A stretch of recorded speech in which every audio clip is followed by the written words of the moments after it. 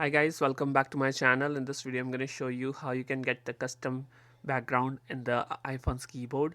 So the process is very simple. You have to just follow me, and so let's start. Without any problem, let's proceed. As you guys can see here, jump to App Store and download the app which is known as Google Keyboard. You can just simply write short form Gboard and you will get this app. And this keyboard is great. This keyboard have tons of features, so download this and click on open.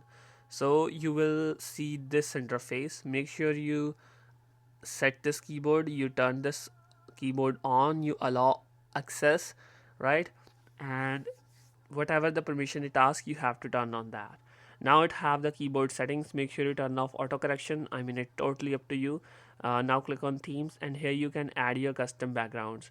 Here you can see the light theme and the dark theme, right? And now you can add the landscape, or here are some of the light gradient and here are the dark gradients. It's totally up to you what you want to set, but you can choose your any photo, any customized photo, right? So you can set any of the custom background. So if I choose this, that's it. That there you go. Now you can choose the intensity of the keyboard, or the how your photo should be visible, right? So I'll choose this, or I can add any other background. So that's pretty much it.